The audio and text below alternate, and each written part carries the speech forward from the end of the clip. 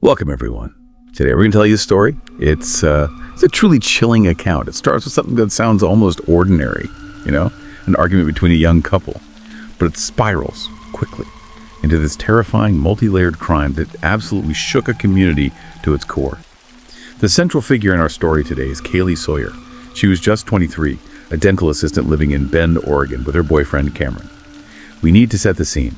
It's Saturday, July 23rd, 2016, a night that, it changed so many lives forever. That evening, Katie was at a bachelorette party for a close friend. You know how parties are, there's music, dancing, and Kaylee danced with another guy there. Cameron arrived later to pick her up, and he saw the dance. This sparked a pretty intense argument between them. It carried on during the drive back to their apartment, which was near the Central Oregon Community College. When they got back, Cameron, still angry, just walked away. He left Kaylee there. Kaylee, feeling hurt, probably wanting to cool off, decided to take a walk down the street, alone.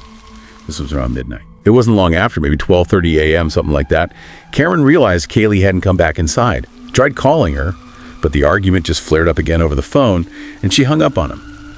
He even got in his car, drove around the area looking for her, but nothing. Couldn't find her anywhere. As the hours ticked by and Kaylee still wasn't back, Cameron started to get really frantic. He began calling her family, her mom, her dad, even her grandparents. Kaylee was apparently very close to them, but nobody had seen her. Nobody knew where she was. So Cameron reported her missing. But the initial police response, they kind of thought maybe she was just upset, hiding out somewhere to cool down. Yeah, and that initial assumption, it's something we see pretty often in these situations with adults after an argument, but it can be so dangerous. That critical window, especially late at night near a college campus, it shrinks incredibly fast. Every minute counts. Tragically for Kaylee, those minutes were absolutely crucial. By Monday morning, still nothing. No sign of her, no contact. That's when the police investigation really ramped up. They started collecting evidence, talking to everyone close to her. Cameron, of course, was interviewed extensively. But his story checked out, the evidence from the apartment, his alibi, it all cleared him. The man she danced with at the party, he also had a solid alibi, completely cleared.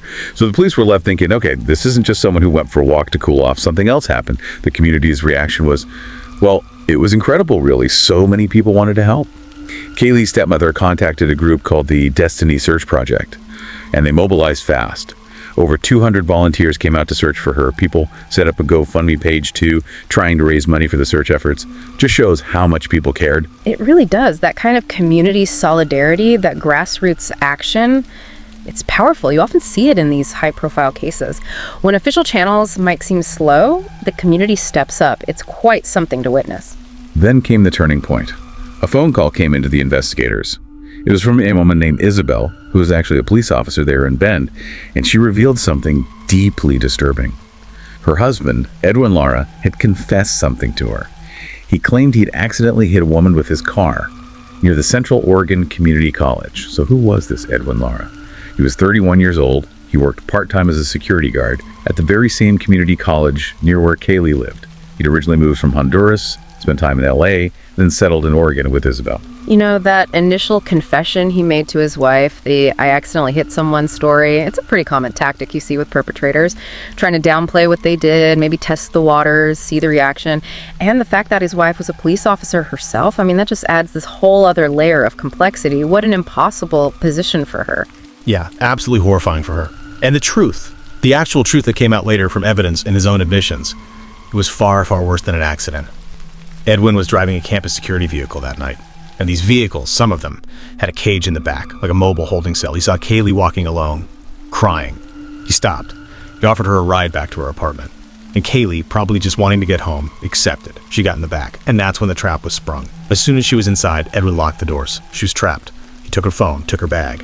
When Kaylee realized what was happening, she started screaming, understandably. And Edwin, he attacked her brutally, assaulted her until she lost consciousness. What happened next it's incredibly hard to talk about. He drove her to his secluded parking lot on campus, lot B12, behind the college buildings. He dragged her out of the car, and he sexually assaulted her there. Unimaginably, Kaylee regained consciousness during the assault. Edwin panicked. He grabbed a small rock that was lying nearby and hit her over the head with it. She lost consciousness again, and he continued the assault. Then, incredibly, she regained consciousness a second time. He was surprised, probably enraged at this point.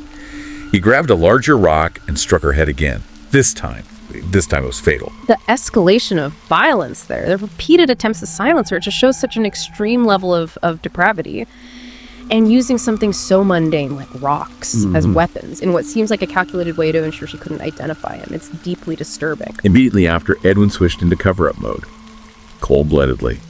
He went back to his security office and meticulously cleaned that vehicle, tried to get rid of any forensic evidence. Then, around 2 a.m. Sunday morning, he drove his personal car back to where Kaylee's body was. He put a plastic bag over her head, likely to contain the blood, and loaded her body into his car.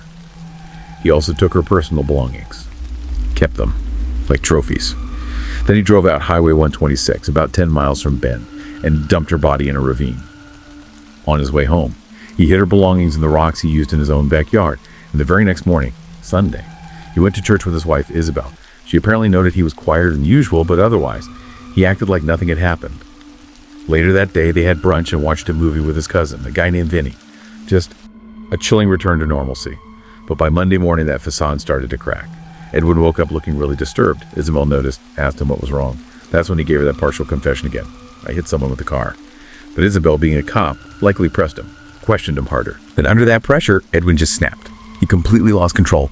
He grabbed Isabel's service pistol, her police gear, even a bulletproof vest, and fled in his personal car. Isabel knew immediately how serious this was. She contacted detectives right away, told them Edwin was heading south, probably towards California. Edwin's escape was, well, it was chaotic, desperate. He drove his silver Altima to his parents' place, left it there. Oddly, he wrote 18700 on it 3 times. Nobody's quite sure what that meant. Then he took his parents' car, drove that to a mall in Salem, Oregon, just abandoned it. His next plan was even more chilling, carjack someone. He was specifically targeting women or elderly people. Thought they'd be easier. You see this pattern sometimes. The perpetrator's mental state just degrades so rapidly, from hiding the initial crime to these incredibly reckless, violent acts to escape. It's a spiral, increasing desperation, increasing danger to anyone who crosses their path. His first try at carjacking, a pregnant woman, luckily failed. She got away. But then around 8:45 p.m. that Monday, he found another target, a 19-year-old named Andrea. She was just leaving work, sitting in her Volvo 850, distracted by her phone.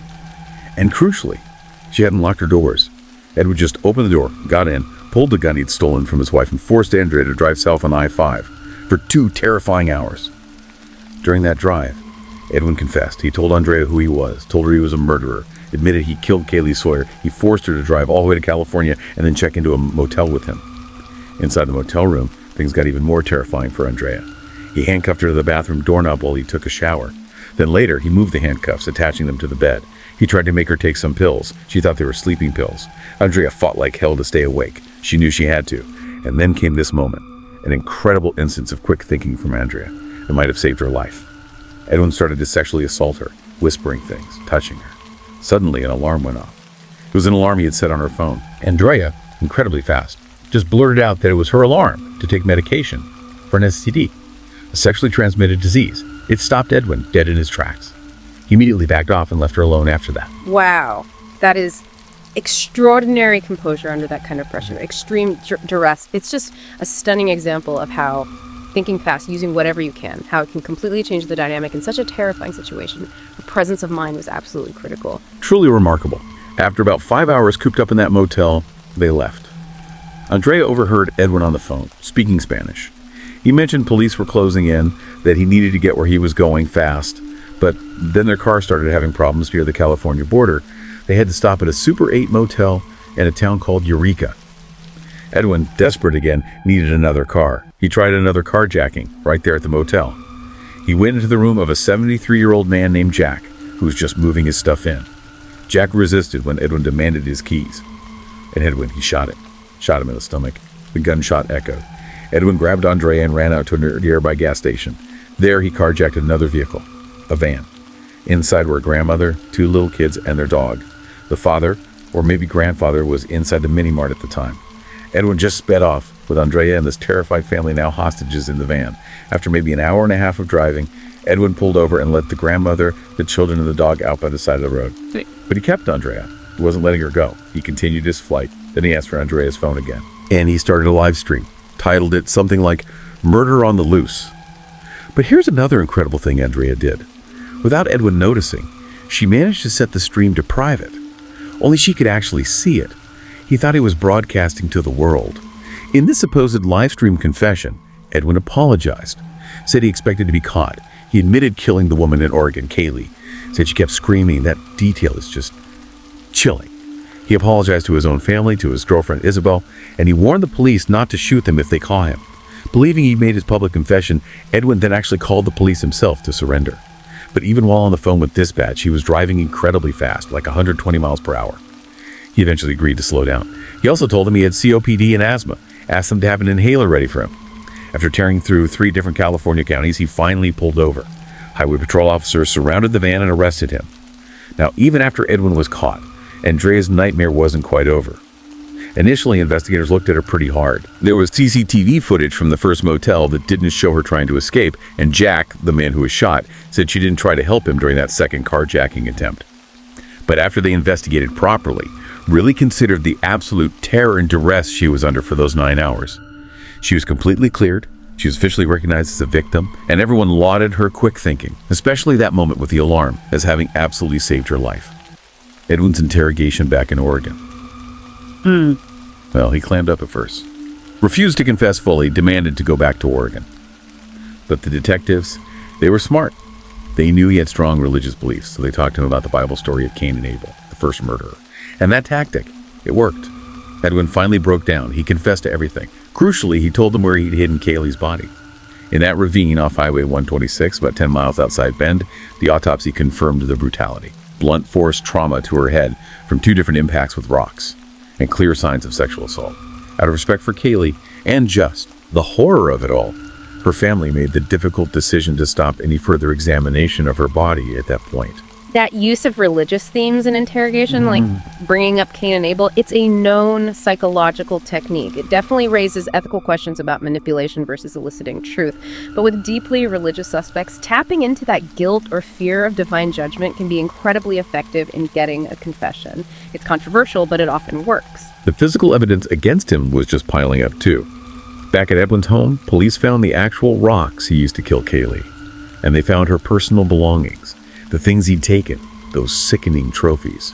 As investigators dug deeper into Edwin's past, more disturbing things surfaced. Turns out back in high school, he'd done a project on serial killers, specifically focused on Angel Resendiz, the railroad killer, who murdered at least 16 people. Police started to believe Edwin had this long-standing, dangerous fascination with serial murderers. Even more chilling, information came out suggesting he might have committed 2 other murders back in his hometown in Honduras. People who worked with him described him as quiet, but dedicated. But they also remembered him sending them really bizarre photos, pictures of dead bodies found near roads or rivers. They just thought it was weird, odd at the time, didn't connect it. And another disturbing detail. His stepfather, who was a preacher, had apparently faced accusations of sexual harassment himself. Remember Edwin's cousin Vinny, the one he had a brunch with the day after the murder? His full name was Melvin Rosario Perez Boyer. Police came to believe Vinny actually helped Edwin move Kaylee's body to the ravine. It later came out that Edwin had basically blackmailed Vinny into helping. Threatened to send compromising photos of Vinny back to Honduras, threatened to abandon him in the U.S. if he didn't cooperate.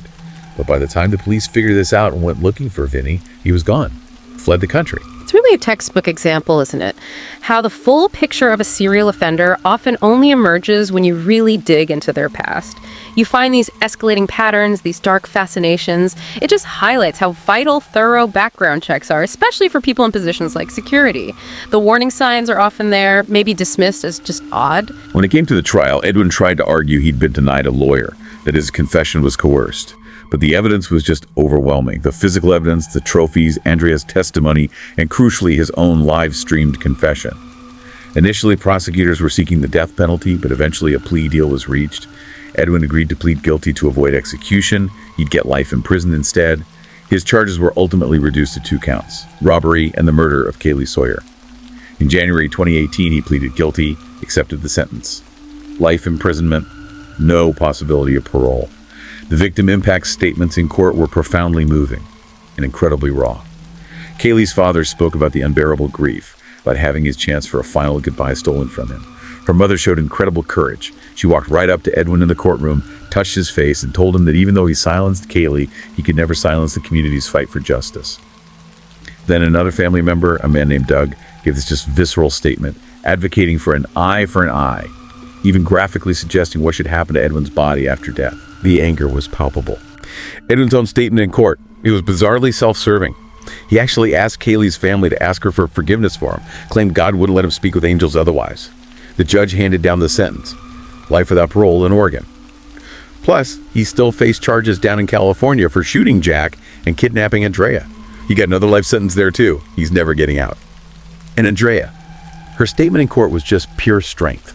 She looked right at Edwin and said, "You thought you stole my life. I am not your victim. I am a survivor, a warrior, stronger now. You will rot." Powerful words. Absolutely powerful. And you see the immense toll these crimes take, the raw grief, the anger.